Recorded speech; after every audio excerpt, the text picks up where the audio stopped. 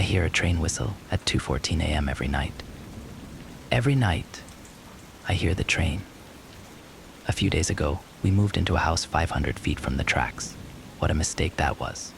Every night, without fail, at exactly 2:14 a.m., the train rumbles by, laying on the horn like no tomorrow.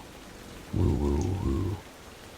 And then, last night, it sounded closer. At 2:14 a.m. on the dot, I heard the familiar cry of the whistle. Hey, does it sound louder to you? Sounds as loud as it always does, David groaned. Why did we get a house so close to the train? This is torture. Because it was cheaper. I'd rather eat ramen for the next 2 years than listen to that whistle. Woo, woo, woo. It's louder. Much louder. I walked to the window, peering through the blinds. I could just barely see the train whooshing past, behind the houses across the street. Bless those poor souls living closer to the tracks than we did. Maybe they got a new whistle, David said. Oh no, I hope not. Or maybe the air's clearer tonight. I don't know the rustling of sheets as David rolled over. Go to sleep. I stared out into the darkness, watching the train. Silver flickered between the gaps in the houses. Red lights streaked by. The whistle sounded again, softer now, as the train was almost past, and then it was gone. I walked back to bed and pulled the covers tightly over me. The next night, it was even louder. Ooh, I groaned and glanced at the clock. 2:14 a.m. Man, whoever drives this train is extremely punctual. I rolled over, tried to ignore it. But the sound bored into my head like a drill. Woo, woo, woo, woo. And the pauses between the whistles were more agonizing than the sound itself, dreading the next jolting. Awful woo, woo, woo was like some sort of cruel and unusual psychological punishment. That damned whistle, David snapped. The whistle must have really pissed him off. David rarely swore. If ever it was a thing of pride to him, I thought, though he wouldn't admit it. Yeah, sucks, doesn't it? Yeah. And you're right, it does sound louder, David said, rolling towards me. And you know what? I've never seen that train during the day. It's like it's trying to wake everyone up. Ah. That was a weird thought. He was right. I'd never heard it in the daytime. But there must be some explanation for that, right? I'm no train expert, but don't some freight trains only run at night? So they don't have to worry about cars piling up at the train crossings. Maybe it only runs at night, I said. What? Only one train runs on those tracks at 2:14 a.m.? Makes no sense. I walked over to the window again. There it was, coasting through the darkness, the metallic thrumming of the wheels rumbling through the air. Then the whistle, woo, woo, woo. The houses across the street were all dark, undisturbed by the noise right behind them. Maybe, in time, we'd get used to it too. That morning was difficult. I fumbled through my morning routine, almost brushing my teeth with anti-itch cream.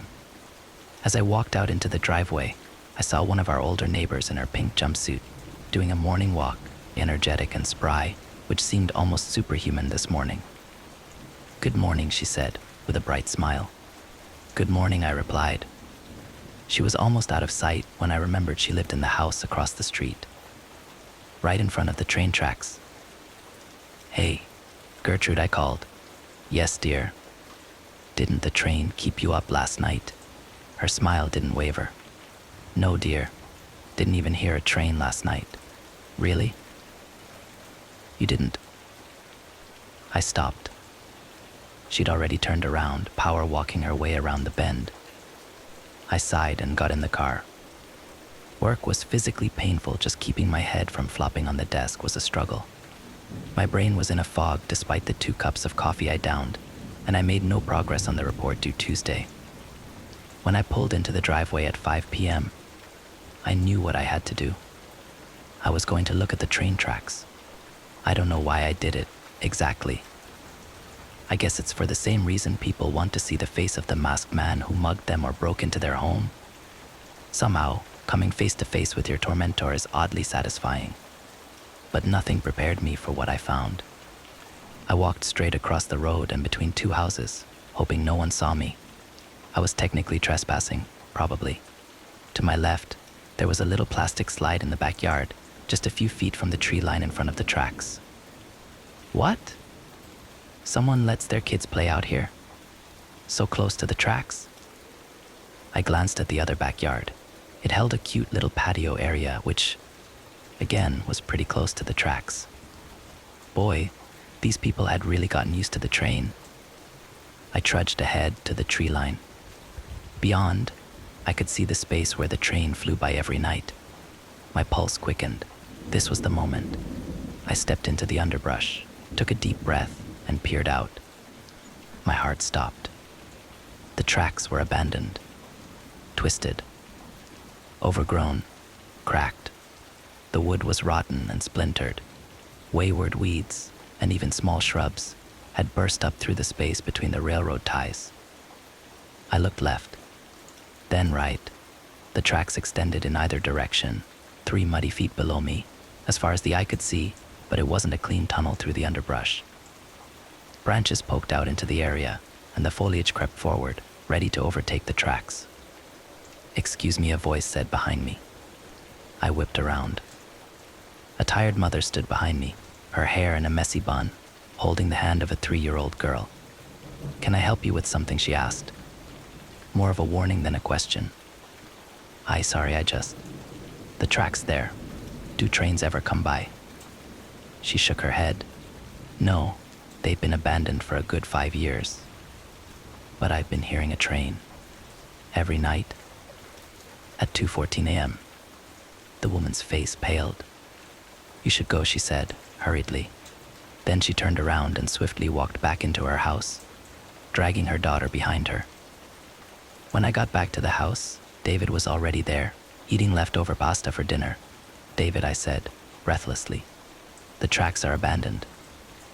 He stared at me, stopping midway through a bite of pasta. "What?" "The train tracks, across the street. They're abandoned. No train's been on them for 5 years. That's impossible.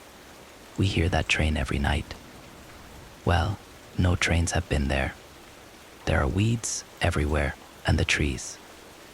I said, "That's impossible." He suddenly slammed his fist down on the table.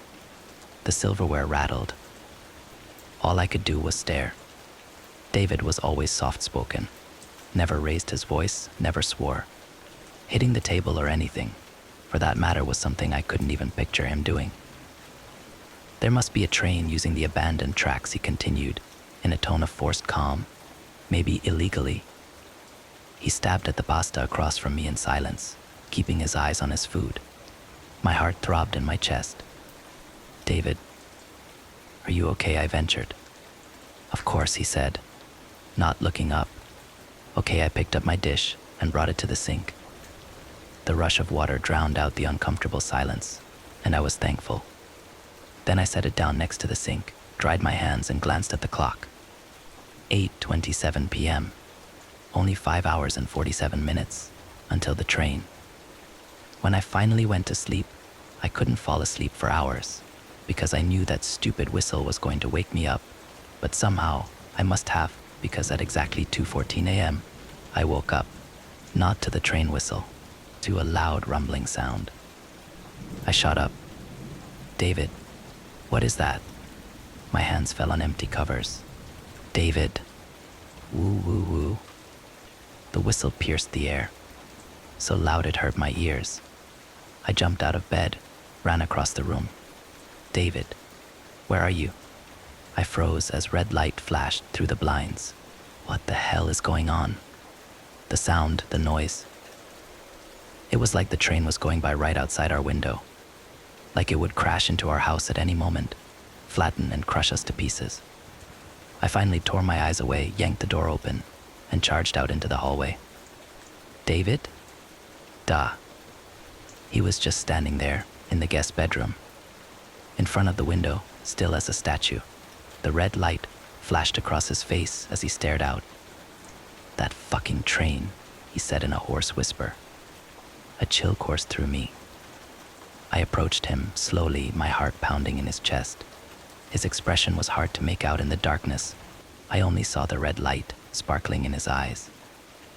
David, are you okay? That fucking train, he repeated. I joined him at the window, my whole body shaking. But the train, it was where it always was, whooshing by behind the houses across the street. No, there's no way it could have made so much noise from all the way over there. Now, the noise was quieter. Back to normal. David, come on. Let's go back to sleep. My heart pounded, waiting for him to speak. Instead, he silently followed me back into the bedroom. He climbed up into the bed, pulled the covers over himself, and didn't say a word. I stared at the ceiling, sleep the last thing from my mind. We both slept in that Saturday. By the time I rolled over and looked at the clock, it was almost noon. Hey, sleepyhead. I turned to see David laying there, a smile on his face. Hey, memories of last night flooded back to me, and my smile faded. Last night, you seemed out of it. Are you feeling okay? I'm fine, he replied, pulling me close, and I believed him. I really did, because I'm a sentimental fool, blindly in love. I don't know. The rest of the day was wonderful, just a lazy, rainy day with David, laughing and watching shows, but after the sun set, he grew agitated. I have something to get done, he snapped, after dinner. Then he stormed upstairs to his study, and I didn't see him again until I went to bed around 11. By then, he was fast asleep, lying still and facing away from me. Breath slow and rhythmic. As expected, I woke up a few hours later with a start. But as I sat up in bed, only silence filled my ears. No train whistle, no rumbling. I glanced at the clock, 2:10 a.m. That's weird. I've never woken up before the train. That's when I noticed the bed was empty. Again. David. I climbed out of bed, ran down the hallway. But this time he wasn't in the guest room. I charged down the stairs. David, where are you? Motion caught my eye through the dining room window.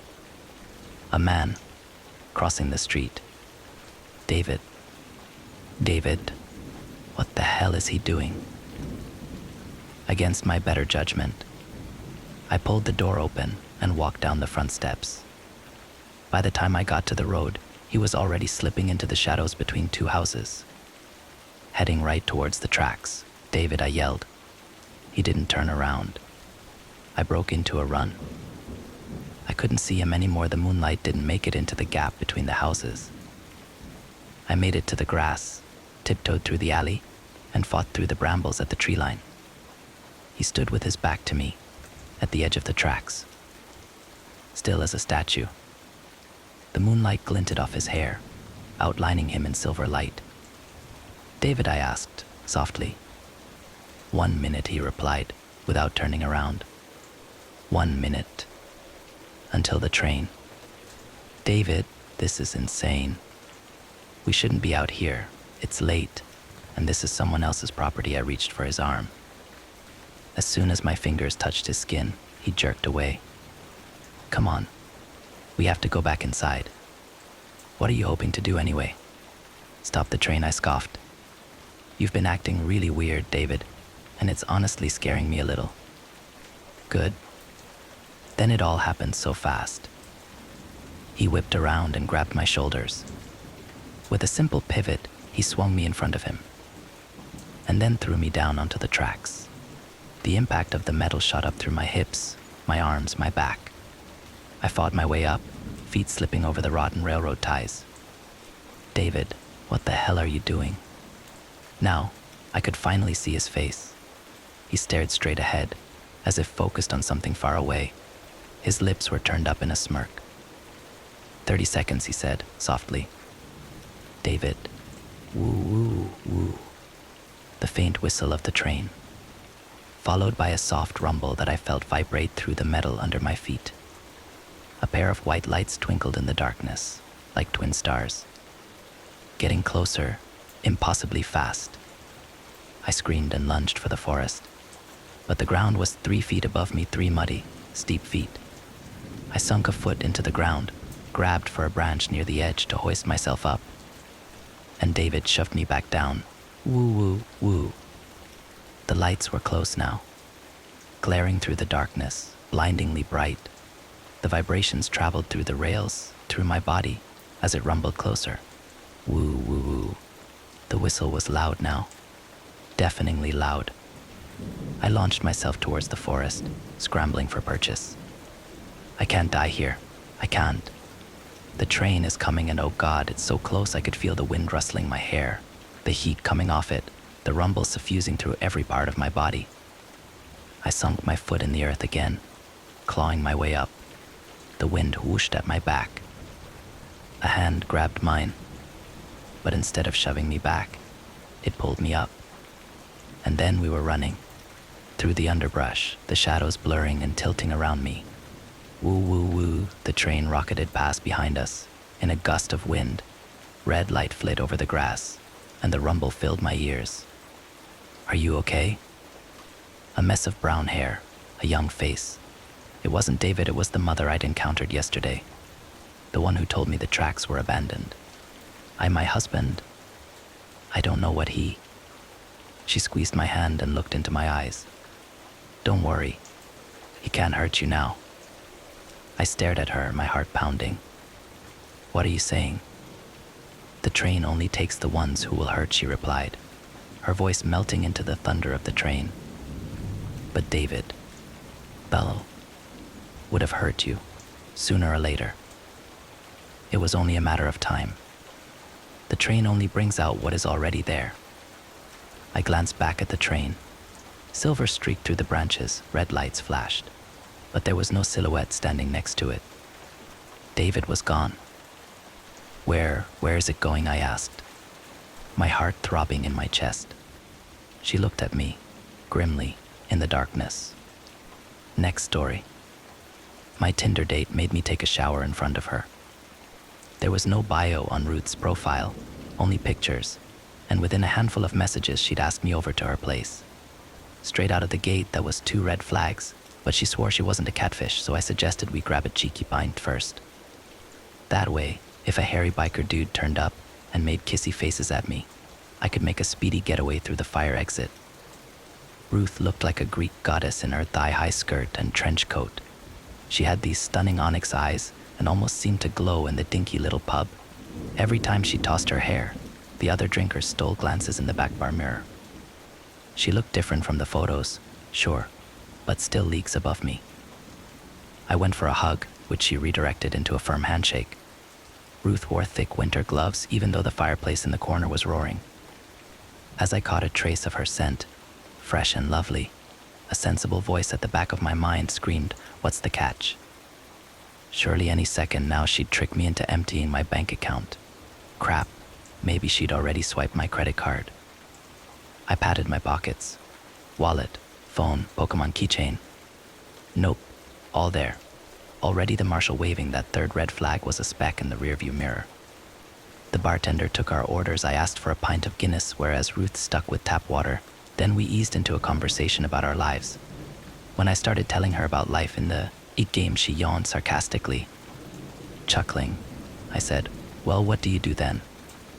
"I'm between jobs." "Between what and what?" "Between surgeon and anything that doesn't involve bodily fluids." "Ah, I thought they might have warned you about those in medical school. I didn't always have a problem with them. There was a ... traumatizing experience." She shuddered, as if reliving a painful memory. "Anyway, let's talk about your sex life." Caught off guard, I spat a mouthful of Guinness all over the counter. An agitated Ruth grabbed a wet wipe from her pocket, cleared the mess, and then readjusted the placemats and ashtrays so everything aligned perfectly. The ginger bartender side-eyed her, but said nothing. The beautiful brunette told me she had a bunch of kinks, and I'd be lying if I told you my heart didn't flutter a little. She asked whether I was ready for another drink. I was, although I took small, steady sips because I never could handle my alcohol. Any more than 4 pints usually resulted in me clinging onto the toilet bowl like a life raft. Finally, I just came out with what was nagging at me. "Ruth, don't take this the wrong way, but are you real? Like, what's the catch here?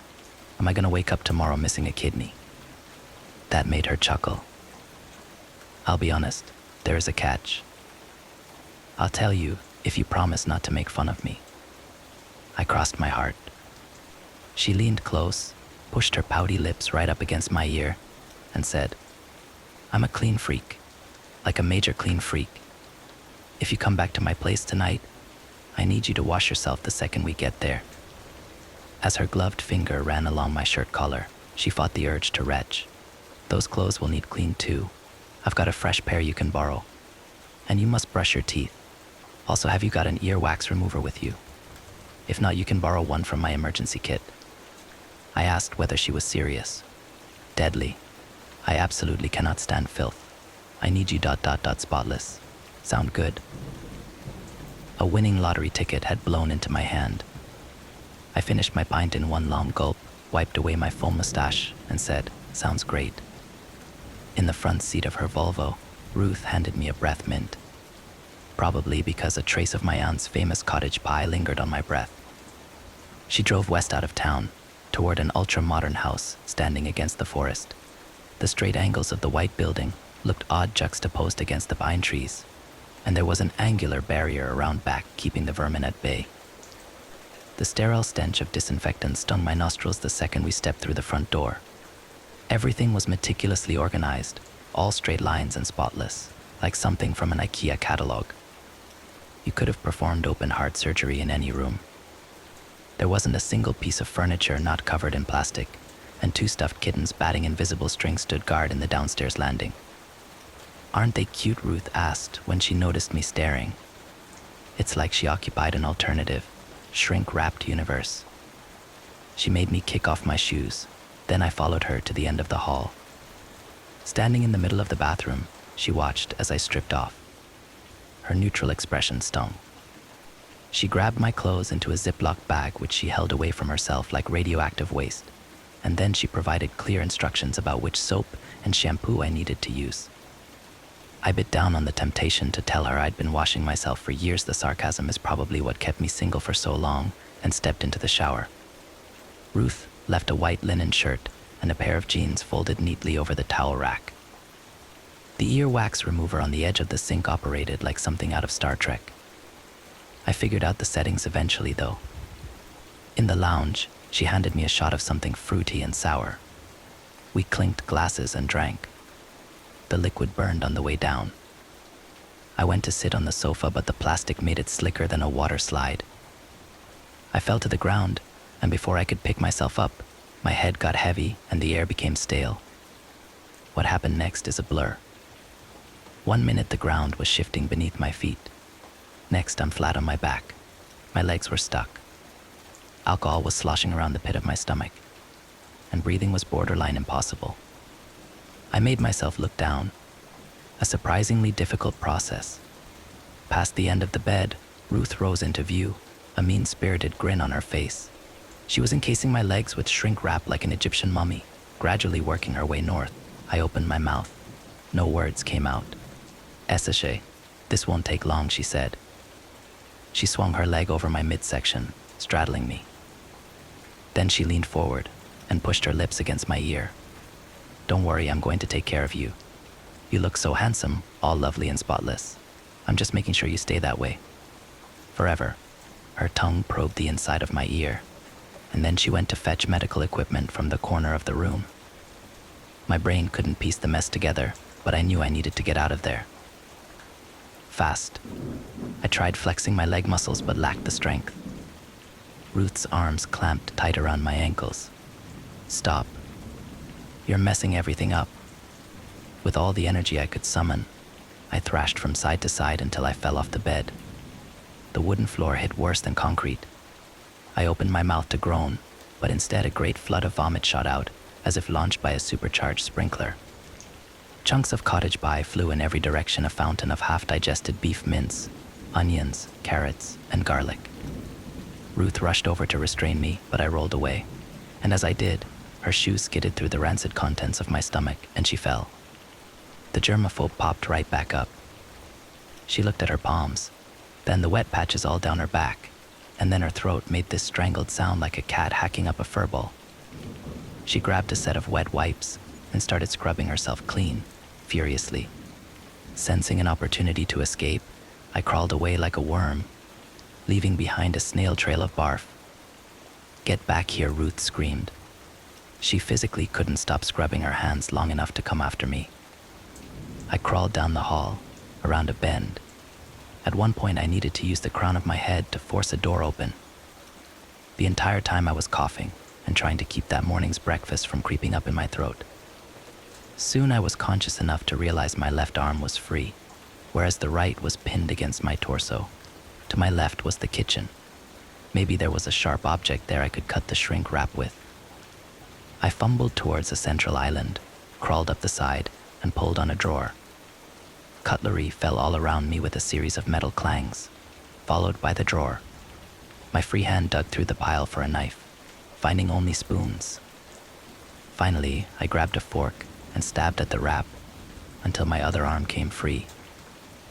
I was like a butterfly emerging from its cocoon. Footsteps came shuffling toward the kitchen. Freeing my legs would take way too long. They still only had a few inches of wiggle room. I would be at Ruth's mercy.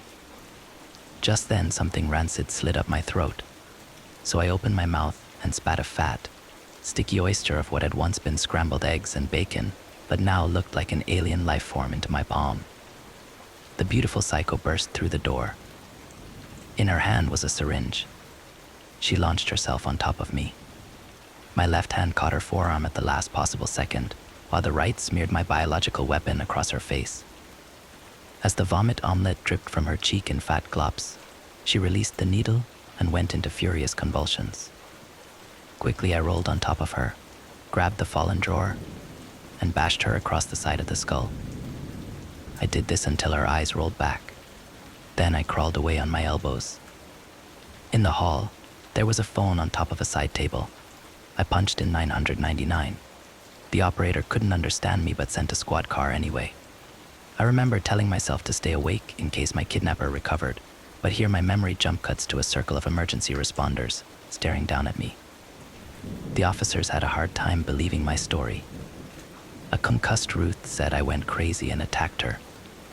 On the way to the station, they took us to the hospital to patch up our cuts and bruises. Everybody seemed to believe I was the aggressor until the police searched the area surrounding the house. In the forest, they spotted a pack of rats scurrying around some bushes, and beneath it there was a body, partially buried, badly decomposed, and wrapped in plastic. A post-mortem confirmed it was the corpse of a local man who'd disappeared 6 months earlier. I'd seen his mother crying on TV.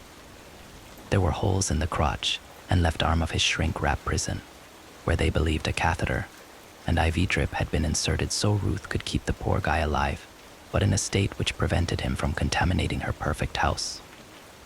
Ruth is denying any wrongdoing. Hopefully the prosecutors get their act together soon, although I'm told it could take a year before sentencing. Wheels of justice and all that. I'm still on the road to recovery, mentally speaking, but I'm ready to start looking for love again.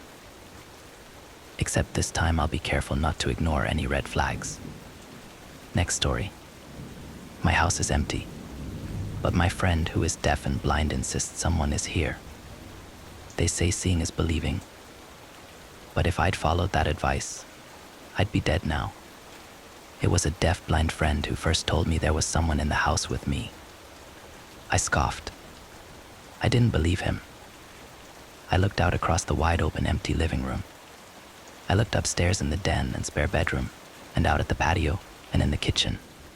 It was just the two of us. But my friend Will insisted. While he was sitting on the base of the stairs, tracing his fingers along the ornate sculpted banister, I went upstairs to grab something from the den. He felt another set of footsteps on the stairs after mine. Following me up, he told me afterward in sign language when we sat down at the table for tea. Then he asked me who else was here. I chuckled, my fingers tickling his leg in laughter, and told him he must have imagined it. But he claimed he could smell them. When I asked him to describe the smell, he said it smelled bad. A sort of garbage smell, someone who needed a bath or hung out in the trash. Maybe my trash needed to go out, I said, and insisted it was just us. Are you sure he and I were supposed to be working on the script for a game we were developing together? But he interrupted my suggestions to exclaim, "There." Do you smell it? I didn't smell a thing, nor did I see anyone in the living room with us. Does your nose actually work, or is it just a decoration on your face will burst, exasperated? When I dropped him off back at his apartment later, after we'd finished our work together, as he was getting out of the car, he warned me again that I definitely have another person hiding somewhere in my home. His hands described the feel to me, 2 fingers of his right hand walking up my arm toward my shoulder, 2 fingers of his left following behind, softer. Then he tapped his hand along my arm, showing me the feel of the vibration, first heavier, more solid, my steps, and then lighter, but still palpable, the second set of steps following mine and vibrating the wooden stairs. I patted his arm in affirmation and told him I'd search the house when I got home. Be careful, he said, his signing emphatically slow, and gave my arm a final squeeze before tapping his way to the front of his building with his white cane. As soon as I got home, I searched the house.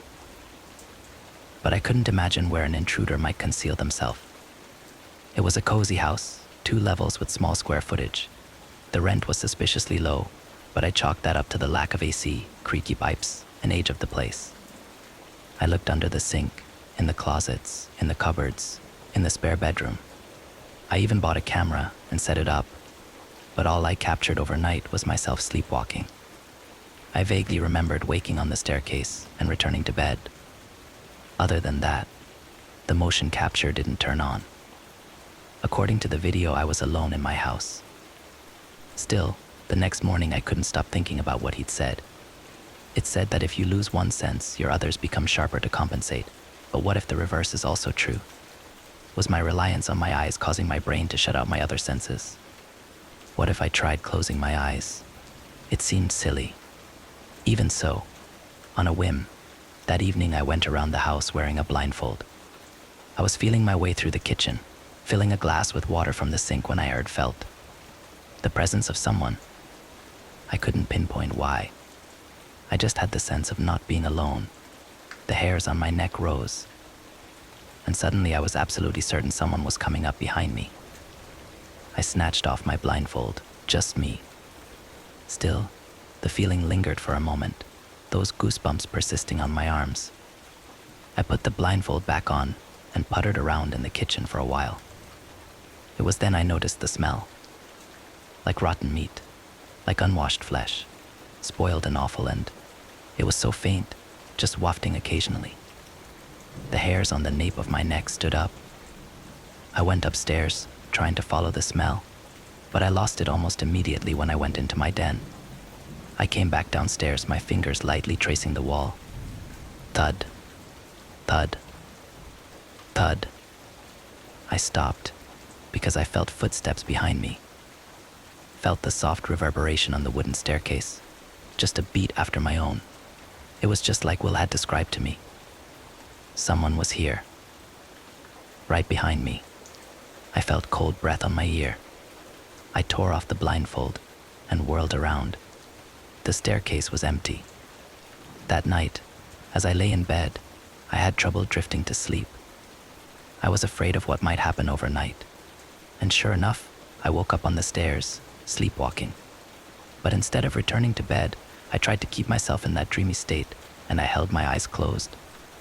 My arm was cold. It took me a moment to realize that someone was holding my hand. A touch of icy fingers drawing me forward. Those dead fingers leading me up the stairs. Every instinct told me to tear my hand away and run, but I let the dead hand guide me up until I was on the landing. The rotten smell made my eyes water as the door to the spare bedroom opened. An overwhelming sense of dread made it hard to breathe as the hand guided me across the room. Then my fingers touched the cool handle to the balcony door and pushed the door open, fresh air gusting around me. I yanked back, terror shooting through me, and rushed for the light switch. I was alone again. I'm now looking for a new place to live. Will is right. I'm not alone, and my life is in danger every night I stay here. I've got to get out as soon as I can. But my budget is tight, and housing is scarce in this area. So, until I find a place, I've installed a bolt on the balcony doors and moved a heavy bookcase in front of them. And I've locked that spare bedroom. You see, I did some research and found out that the tenant, who lived here before me died by hanging himself from the balcony of the upstairs bedroom. Before him, there was an old woman who lived here with her daughter, and the daughter was also found hanging. In fact, I don't know how many people before me have died here, seemingly by taking their own lives. The house is not reported to be haunted, because no one has ever seen a ghost here, but every day, I feel someone in the house with me, their footsteps treading just behind mine. Next story. My sister is an anomaly. An anomaly is defined as anything that deviates from the expected, normal, or standard. This is quite a wide definition, and being slightly stronger than most others of its species, is an anomaly. But so is something that breaks our perception of reality. Something that goes against everything we've ever known, bringing the nature of existence into question, is an anomaly.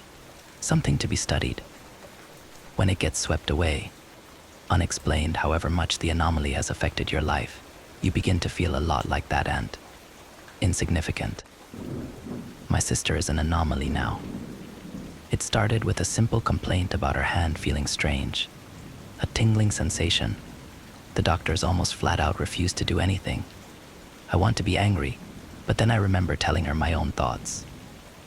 It's nothing, everyone gets weird feelings. It'll pass. It's what everyone told her. I suppose we thought we were reassuring her. Then the next symptom began. We awoke to her screaming, over and over. My hand is drooping. My hand is drooping. Without any context, what does that even mean? She knew exactly what it meant. She was the only one living this nightmare. Nobody could quite understand what she felt. I burst into her room seconds before our parents did the same. There she knelt on her bed, with the fingers of her right hand about twice as long as usual. I can feel them, she cried. They're trying to continue. My mother flicked the switch, perhaps hoping that our eyes deceived us in the dark. The middle of the night, in a very dim light, it seems to teeter right on the edge of reality. It's the perfect condition to conjure up an illusion of the mind. Yet this right here was as real as you. Her hand was stretched. My mother immediately dialed the emergency services, whilst my father went into comfort mode. Hey, it's all right. Are you feeling okay? My sister sat for a moment, staring at her hand. Her breathing remained constantly heavy. In the background, I could hear my mother on the phone, although I wasn't paying much attention. Yes, twice as long. She was asleep. No, I don't know how.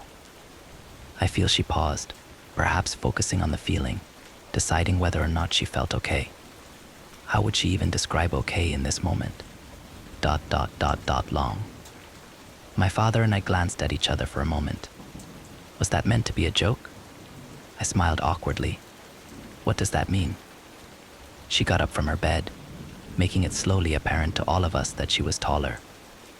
Not by much, maybe an inch or two, but in the context of human height overnight, that's a lot. The room fell silent. I think I could make out the operator on the other side of the phone, trying to see if my mother was still there. Physically she was, but mentally, I think she was just worried for her daughter. What's happening to me? Her voice broke slightly. It broke all of us along with it. To sound so dazed and lost about your own self is heartbreaking. It was the last time I saw her with any description of human emotion. She lunged towards my mother in the doorway, not to hurt her, just to leave the room. Although with all the urgency she had in her movement, I don't believe she would have cared if she had hurt anybody on the way out. We all called out for her, but she didn't turn back around. She didn't speak. She just ran through the house. Leaving the light of her room, she blended into the shadows. I don't know if my mind deceived me, but I swear I saw her hit her head on the ceiling multiple times, as if she was growing further. Each time she did, she grunted with pain, as if using a voice that was not her own. Each of us only seeing her from the corner of our eyes had managed to lose her in our own home. My father searched around upstairs whilst my mother, still on the phone, started wandering the street outside. Catching a glimpse of something out the back window of the kitchen, I stepped outside.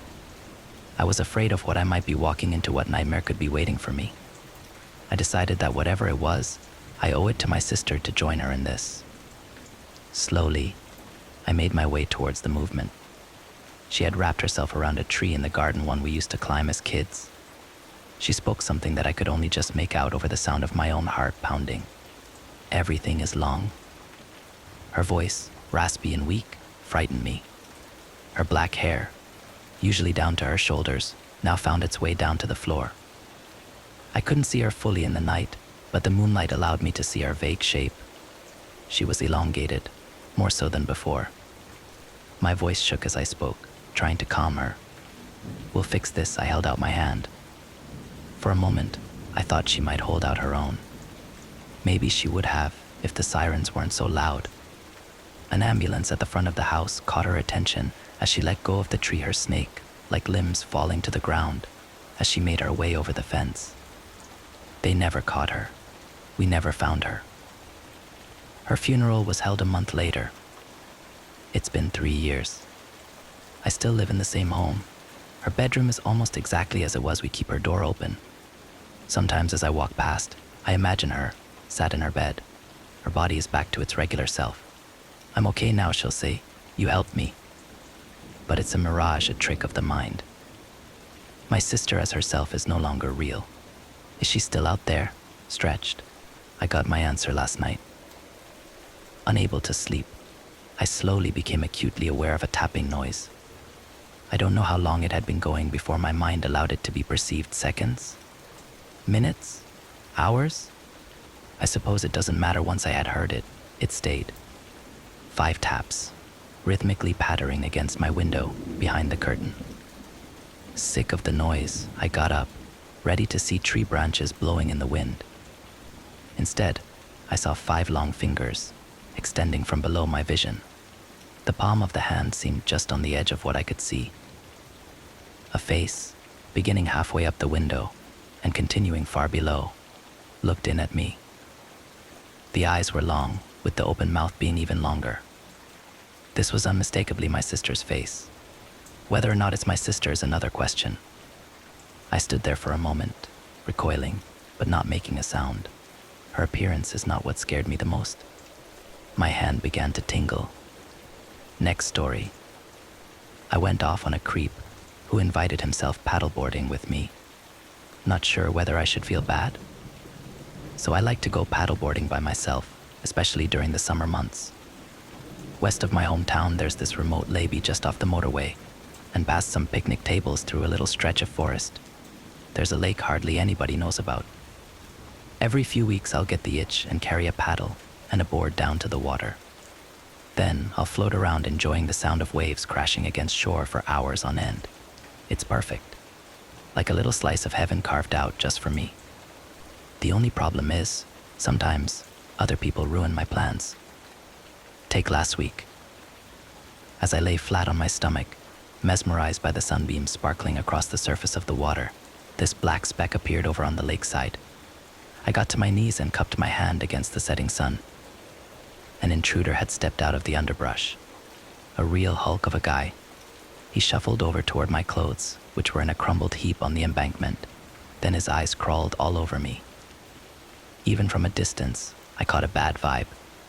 All my valuables, phone, keys, wallet, were safely tucked away inside a waterproof pack attached to the back of the board. So I steered in circles for a while, watching the creep from the corner of my eye. He shouted something, although his voice didn't carry far enough to hear. I gave a half-assed wave, hoping he'd take the hint. But in my gut, I already knew what sort of bastard I was dealing with. I mean, those sorts of negative experiences were the whole reason I needed to go out there and clear my mind in the first place. Phone signal dropped the second you step into the forest, so calling for help wasn't an option. Aside from the beach, most of the lake was surrounded by steep, rocky slope. An Olympic climber could maybe scramble up using the exposed roots, but if I gave it a go, either my grip would give out or a dirt clod would become loose. Then I'd topple backwards onto a jagged rock and snap every bone in my body. The simple fact is, there was only one way in or out. 5 minutes passed. 10. 20. Now and again fish leapt into the air. Then a black shape caught my attention and circled my position before plunging into the depths. The lake was so deep only a trained diver could reach the bottom in a single breath. If I squinted, I could make out wriggly movement way down there like a tightly packed cluster of kelp, the thin tendrils swaying in the current. As it grew darker, I got chillier and chillier. The fatigue sure didn't help either. Soon the muscles in my arms were screaming. Meanwhile, the man just stood there. Staying out there all night seemed like a surefire way to catch pneumonia, and in his raincoat and hiking boots, the guy sure didn't look like he was in a hurry. Left with no other choice, I rowed toward the bank. Not too close, but close enough to speak with him. Also, I know what you're thinking, but there was no point trying to run. Between the embankment and my car, there was a maze of jagged nettles and crisscross branches with sharp ends. That's one hell of a gauntlet to run barefoot. The distance between me and the man shrunk to the length of a volleyball net. Even in the dying light, I could see hairs plastered against his forehead in sweaty tangles. I rode along on the back of a few limp waves. "Evening, darling," he yelled. I nodded. "This bit late for surfing, isn't it? You must be freezing in that tight swimsuit." I let myself drift around a bit. "Pretty peaceful here, huh? And it's one hell of a view," he said, studying my body. "You out here by yourself?" "Nope. My boyfriend's with me. He just went for a hike." "Is that right?" "Why, no, you ought to be more careful about leaving your stuff behind. Some thief might have pinched it." The wind cranked up a notch. Along the coast, tree limbs scraped together roughly. "What's the matter? Don't you want to talk?" he asked, in a clipped way that made it clear he was pissed. "It's rude to ignore people. I was just trying to be nice. Why don't you come over and say hi?" I kept myself from getting dragged to shore with carefully timed dips of the paddle. "You think I'm some kind of pervert or something? You think I'm gonna hurt you?" I didn't say that. "Then why not come over?" "Because I don't know you." That ugly blob of a face grinned, revealing all these rotten molars. "You're right. That was rude. I'm Desi, but you can call me DJ." He waited, then added, "Well, aren't you gonna tell me your name?" For a moment there was no sound except the wind. Against my wet skin, it cut right to the bone. "Aren't you coming in yet?" he called. "You don't want to catch a cold. I'll take my chances." He spat at me, although the wad fell well short. A long runner of milky drool hung from the corner of his mouth, stretching out. He wiped it away. "Listen, I'm not leaving until you do the ladylike thing and introduce yourself. Just leave me alone. I'm a complete pacifist, so I'd given the idiot every opportunity to walk away. I really had. The last thing I wanted was for somebody to get hurt, believe me." His hand reached into the water and made sloshing waves. The board thrashed around, its left side dipping below the surface several times, and I had trouble staying upright. Desi said, "You know this is a dangerous place, right? Pretty little thing like you, out here all alone. You might get grabbed by sinking Susie." That caught my attention. Desi, delighted to finally have an audience, said, "Loads of folks. They set off for a nice little walk out here. They stumble across the lake, think they'd like to take a little dip to cool off. Then bam, Susie gets him." He waited to see whether I'd take the bait. I didn't, although he pressed on anyway. See, Susie lived near here with her husband. He was a fisherman, so he'd be away for weeks. And Susie kept herself busy with these nature walks. She liked the fresh air, why no? But one day, she goes for a walk and hears giggling. And when she gets closer, she realizes it's her husband rolling around with another lady. Pretty little blonde thing. Kinda like you. So Susie parks herself beside a tree and cries until the couple have their fun, and then she goes and stands by the water, all heartbroken. She doesn't want to live anymore. So she fills her pockets with rocks and walks out and lets herself sink. But that's not even the worst part. He paused for dramatic effect. Cause Susie drowns, but she doesn't die. She's cursed now, which means she's stuck lurking underwater, pulling any beautiful young thing who might have been her husband's lover down to a watery grave. So you see, you really should come in before dark, where you're gonna be having sushi for dinner. I was out of options. Until now, I'd played possum, hoping he'd lose interest, but he just kept pushing and pushing. As the frustration welled up inside me, mixing with the fatigue, something snapped, and I yelled, "What the fuck's your problem? Why can't you piss off and leave me alone?" Desi's eyes widened. Even still, he kept a lid on that temper. In a patronizing voice, he said, "I wasn't trying to scare you. I just hate anything bad to happen is all." Another gust of wet air carried his foul breath toward me, overpowering the rich, leafy scent of pine. Gagging, I said, "Thanks, but I'd rather take my chances with Susie." "What'd you eat for lunch, dog shit?" Beneath Desi's coat, there was a large hunting knife strapped to his waist. He grabbed it from the holster and picked at his long, yellow fingernails. Then, he angled the edge of the blade so that the last slither of sunlight blinded me. "Why no? If you're gonna be a bitch, maybe I should come over there and teach you some manners." Shielding my eyes from the light, I said, "What are you gonna do? Breathe on me." That sure set him off. Desi wrestled off his boots, hopping from leg to leg, then shed his jacket. It was never my intention to rile him up. I just wasn't thinking clearly. As he stepped into the water, his jaw clenched because of the biting cold. "Let's see how funny you are once I cut that fucking tongue out." I pushed as fast as I could, heart slamming against my chest. My attacker shuffled after me, submerged up to his waist, until he was far out enough to start swimming. No matter how hard my arms worked, I didn't seem to move very fast at all. Within seconds, Desi's strokes were so close they made frothing waves which splashed across my back. Every few seconds he lunged or swiped at the board, rocking it from side to side. I gritted my jaw tight and put everything into paddling. I swear I paddled as hard as I could in my exhausted state. Soon he got a hand on the board and held it in place. Using the wide end of the paddle, I cracked him across the top of the head. Furious, he tilted the board's tail sideways, hurling me overboard. The water hit worse than an ice bath. I must have swallowed half the lake in 3 giant gulps. When I resurfaced, sputtering, Desi's hand clamped tight around my neck from behind, and then he dragged me back in the direction of the embankment. "What's the matter?" he asked, his mouth pressed up against my left ear. "You've lost your sense of humor." As ripples coursed through the water, cutting back and forth, an enormous sense of relief washed over me. Through chattering teeth, I said, "You know, Desi, you had the Susie story all wrong." "Is that right now?" he asked, still swimming. "You were right about her husband cheating. But Susie didn't kill herself. Her husband did it." "Why?" "Was she a stupid bitch who couldn't take a compliment? She found them. Her husband, plus the girl. But her husband was furious he got caught.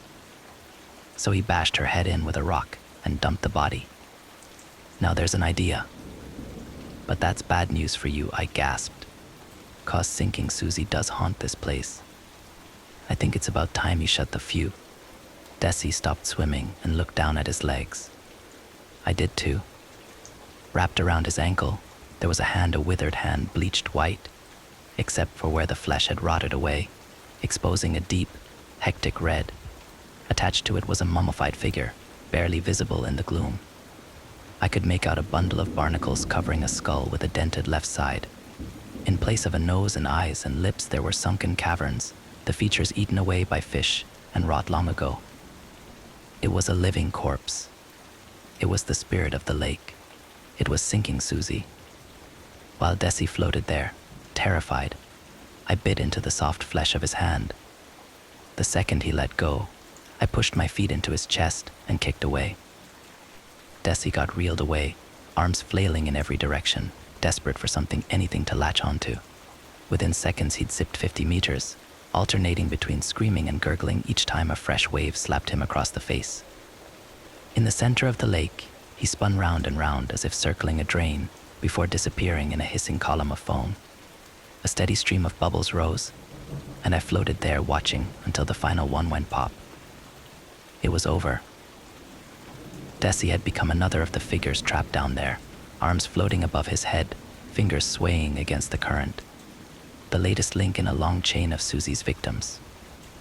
I swam back to the embankment.